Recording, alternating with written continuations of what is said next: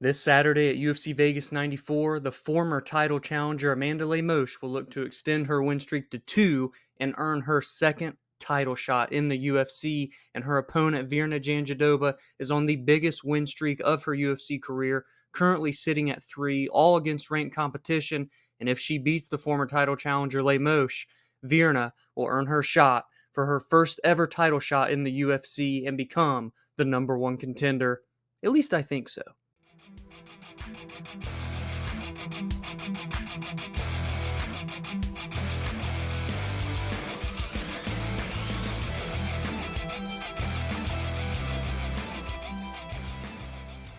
I mean, this feels like a number one contender fight, right? We have a former title challenger, number three ranked in the world, Amanda Lemos, versus a number five ranked opponent who's on a three-fight win streak in Virna Jandiroba. I feel like the winner here, either one, would be on a win streak. Both have victories over ranked opponents, and both have a rightful claim to get back in there, especially if Virna Jandiroba can get this victory, the biggest of her career, is what it would be if she can beat Amanda Lemos. Now, obviously, I could see that if Lemos does come out victorious this Saturday, she's already fought for the belt last August against Zhang Weili, so we aren't that far removed, coming up on a year next month from when she fought for that belt. We know that she bounced back in February at UFC 298 with a pretty convincing victory over Mackenzie Dern over the course of 15 minutes in that decision. And for Virna, I feel like she has so quietly reached top five territory in the strawweight division. But you look at this win streak, it's against Lupi Godinez, it's against Marina Rodriguez, and it's against Angela Hill.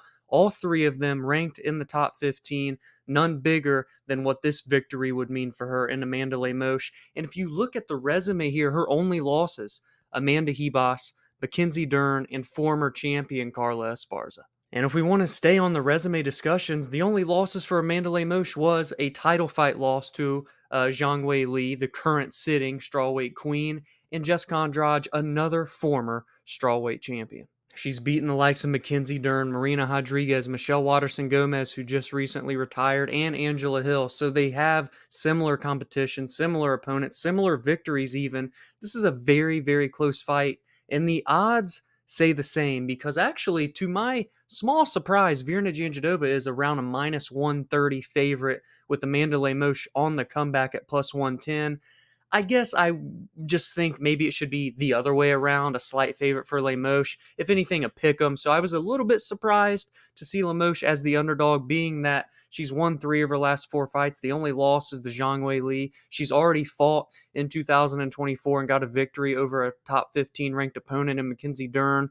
Both these girls staying active. Virna fought more recently in March with that victory over Lupi Godinez. I look for this to actually be a very competitive fight when you add in the stakes of a potential title shot. Again, more importantly, if you're Virna Jandiroba here, you've got to want to come in and make a big time splash. And I say that because there is one other woman that could make the claim to be the number one contender. That, of course, is the 33-year-old undefeated 10-0 Tatiana Suarez. Now, we saw her come back for the first time in nearly 4 years in February of 2023. That was at flyweight, and she beat Montana De La Rosa, then fought again in August of 2023, back down at her home of 115 pounds. And what does she do? She submits the former champion Jessica Andrade. We actually got to see that fight live in person. No UFC Nashville poster behind me. Maybe one day I'll get some memorabilia from that event, but I digress.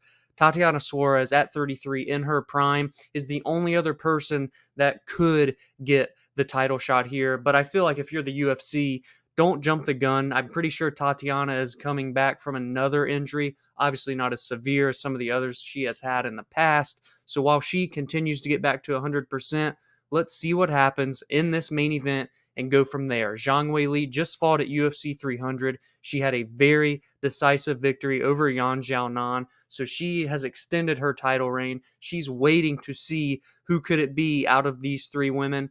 And I feel like it could go this way. If Amanda Lemos wins, yes, she would be on a win streak. She could arguably be a true number one contender. I absolutely would not be upset if she got a second crack at Zhang Weili.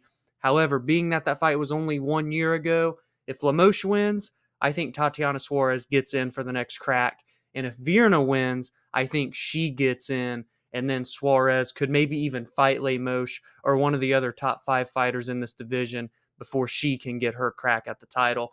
Let me know what you think of the title picture right now at women's strawweight. It's definitely interesting. It's a little not stale, but kind of slow plotting. So hopefully we get to see the champion Zhang Weili back in action before the year is up, and it could be against the winner of this weekend's main event. And as for the rest of the card, I mean, let's be honest here. Let's call a spade a spade. It's not the best fight night that you're ever going to see. Far from, as a matter of fact. So rather than going in-depth storylines, what's at stake, I do just want to touch on some fights that I think could be very fun and worth your time on Saturday evening. I believe we have some fun, violent potential in the middleweight division as Brad Tavares, a former long-ranked middleweight fighter, is taking on Jung Young Park. I think that could be a very good fight, very competitive, back-and-forth striking affair. Steve Garcia and Seungwoo Choi should be an absolute banger for as little or as long as that one lasts down in the featherweight division. Pair that with another featherweight fight between Dooho Choi and Bill Algeo, another fight that could be very entertaining. The number 14 ranked flyweight in the world, Cody Durden, is taking on Bruno Silva. That could be a very fun fight. Cody has won 4 of his last 5 fights, and Bruno Silva is on a 3-fight win streak, all 3 via finish.